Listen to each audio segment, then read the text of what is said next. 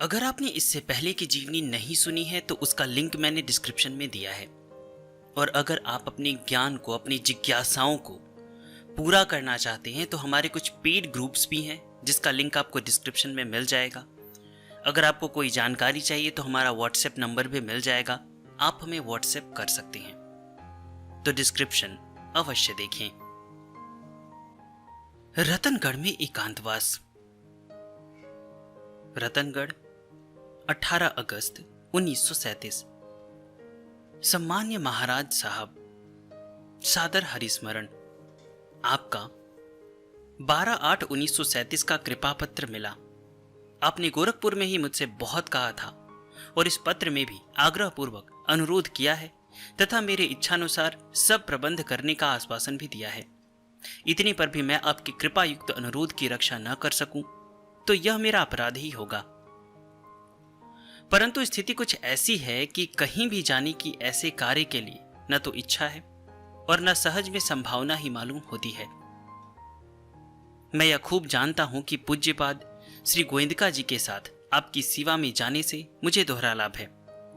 उनका दिन रात का अपूर्व संग और आप सरीखे संत स्वभाव महानुभाव का सत्समागम।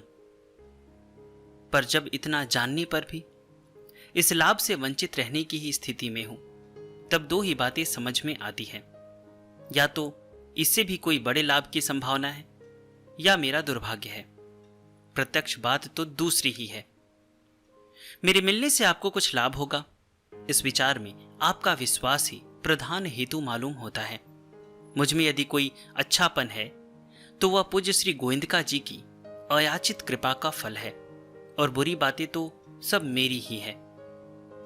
जब श्री गोविंदका जी आपके पास पहुंच जाते हैं तब फिर मेरी आवश्यकता आपको क्यों प्रतीत होती है? यदि आप श्री गोविंदका जी में श्रद्धा बढ़ाने के हेतु से मुझसे मिलना चाहते हैं तो यह आपकी कृपा है और बड़ी ही सद्भावना है। आपकी इस सद्भावना से मैं पूज्य श्री गोविंदका जी को भली भांति समझकर उनके प्रति इतना श्रद्धावान बन जाऊं कि फिर मुझसे मिलते ही उन पर किन्हीं की श्रद्धा बढ़ जाए तो यह मेरा परम सौभाग्य होगा। मैं आप महानुभावों से आशीर्वाद चाहता हूं कि जिसके बल से मेरी श्रद्धा संतों और महापुरुषों में हो और मैं उनका चरण सेवक बन सकूं।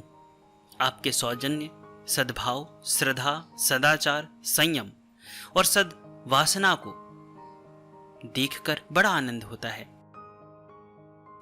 भक्ति भी होती है, साथ ही कभी कभी ईर्ष्या भी होती है। मुझ पर आपका जो प्रेम भाव है उसके लिए तो मैं आपका ऋणी हूं, परंतु ऋण चुकाने की हालत में नहीं हूं। कभी होऊंगा यह भी संभावना नहीं है, क्योंकि सच्चे प्रेम का ऋण सदा बढ़ा ही करता है। भगवत कृपा से सब आनंद है। आपका अपराधी हनुमान। दादरी में एकांत साधना। सन 1939। पूज्य भाई जी की एकांत साधना की लालसा पुनः तीव्र हो गई। ऐसा निश्चय कर लिया था कि कल्याण का विशेषांक गीता तत्वांक निकलते ही कहीं एकांत साधना के लिए जाना है। उन दिनों कार्यालय में जाकर बैठ जाने पर भी मन साथ न रहने से कोई संपादन का कार्य कर नहीं पाते थे। अंततोगत्वा भाद्र शुक्ल 25 सितंबर 1939 को दादरी यानी हरियाणा के लिए प्रस्थान किया। वहां केवल 3 घंटे स्वल्प वार्तालाप या आवश्यक होने पर लिखकर बात करते। साथ में केवल स्वामी जी श्री चक्रधर जी महाराज एवं श्री गंभीर चंद जी दुजारी थे। वहां की जीवनचर्या विवरण लिखित वार्तालाप या पत्रों से प्राप्त होता है। 29 सितंबर 1939 को निम्नलिखित बातें पूज्य भाई जी ने श्री स्वामी जी श्री चक्रधर जी महाराज एवं श्री गंभीर चंद जी दुजारी को लिखकर कही, जिनके अंश नीचे प्रस्तुत हैं। आज सवेरे 7:30 बजे से 10 बजे तक बहुत आनंद रहा। यह सोचा है कि सुबह और दोपहर मिलाकर 6 घंटे लगभग अकेला रहूं। सवेरे 7:30 से 10:30, दोपहर में 2:30 से 5:30 कमरा बंद रखना है। उस समय किसी को नहीं आना चाहिए। ऐसा सोचा है कि संख्या के हिसाब से कम 1 लाख नाम जप प्रतिदिन हो। कल से हो रहा है। इससे अधिक की संख्या नहीं रखनी। दिन में ऐसा रखा है कि भोजन के बाद पौन घंटा बोल सकते हैं।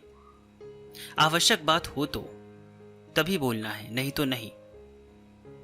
मधुर जी से कहना कि रात में 1 घंटा प्रतिदिन व्याख्यान के लिए नहीं है, बोलने के लिए है। किसी से भी बातचीत की जा सकती है। कभी कभी कीर्तन के दिन सत्संग भी हो सकता है, नियमित बिल्कुल नहीं। भोजन के बाद वहीं दूबर पर बैठेंगे, वहीं 1 घंटा किसी से भी बात कर सकते हैं। इसके बाद पूज्य भाई जी कभी कभी जो लिखकर देते थे उनके अंश नीचे दिए जा रहे हैं। अपने मन की कुछ नहीं होती। जो भगवान ने रच रखा है वही होता है और वही होगा। मन में बहुत कल्पनाएं आती हैं, वे भी भगवान की ओर से ही आती है, और उनमें जो असफल या सफल होंगी वे भी भगवान की इच्छा अनुसार ही होंगी। ऐसी भी कल्पना आती है कि मन की कल्पनाएं सर्वथा बंद हो जाए। जो कुछ होगा वह ठीक ही होगा। शरीर नाश होने वाला है ही, इसके लिए जो होगा हो जाएगा। रहा भगवान के संस्पर्श का अनुभव, सो यह भगवान की कृपा पर निर्भर है। आजकल बड़ा नियमित जीवन हो रहा है। प्रतिक्षण मृत्यु देखकर सावधान रहना चाहिए। शरीर प्रतिक्षण मर रहा है, यह मृत्यु ही है। इसलिए नाम जब तक होश रहे क्षण भर भी न छोड़े। यदि ऐसा होगा तो बेहोशी में भी भगवान संभालेंगे। सर्वलोक महेश्वर भगवान अपने श्रीमुख से अपने को भूत मात्र का सुहृद घोषित करते हैं। हम भूत हैं ही। ऐसी अवस्था में हमें उनसे क्या मांगना, क्या चाहना। हमें विश्वास न होने से प्रतिकूलता का अनुभव करके दुखी होते हैं। विश्वास होने पर सर्वत्र सर्वथा सर्वदा अनुकूलता के दर्शन होते हैं।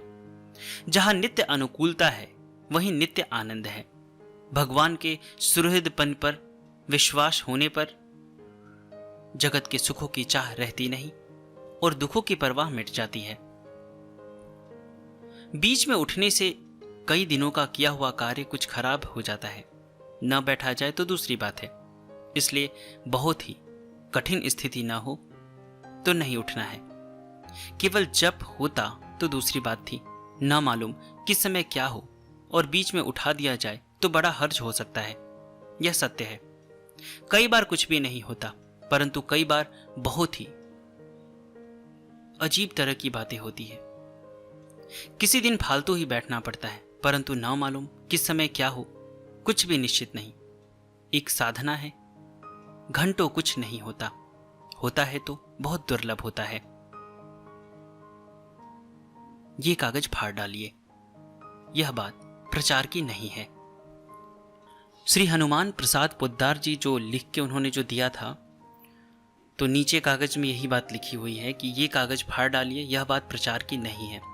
तो आप लोग समझ सकते हैं कि ये कितनी मूल्यवान बातें हैं। तो अगर आप पीडीएफ चाहते हैं तो मैंने टेलीग्राम चैनल पे दे रखा है। आप वहाँ से जाके इसको लिख के आप अपने पास रख सकते हैं। प्रतिदिन इसको पढ़ सकते हैं। आपको बहुत विशेष लाभ होगा।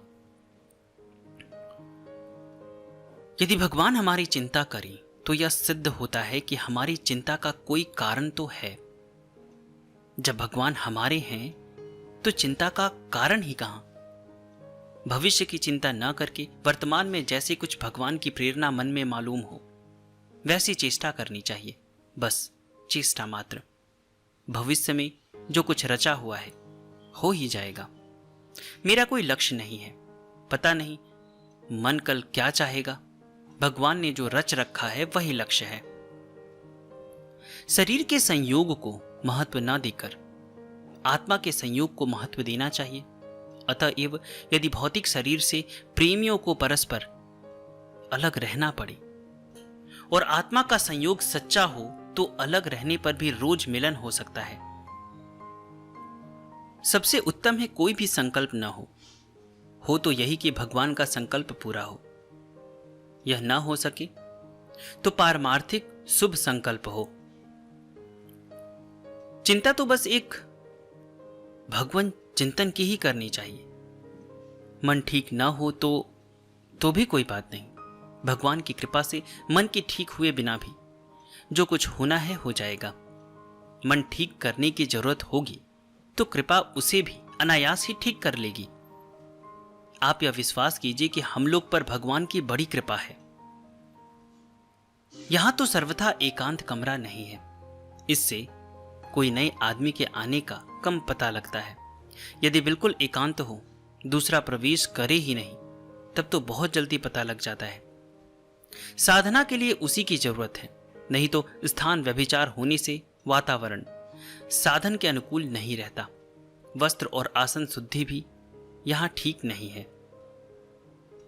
जो होगा देखा जाएगा। भगवान की रुचि के अनुसार जो होगा वही ठीक है। आप दोनों की इतनी प्रतिकूलता तो नहीं है। यद्यपि इससे भी वातावरण में कुछ गड़बड़ी तो प्रत्यक्ष ही होती है। वस्त्र, आसन आदि और कोई भी कई बातें हैं। पता नहीं वैसा कभी होगा या नहीं।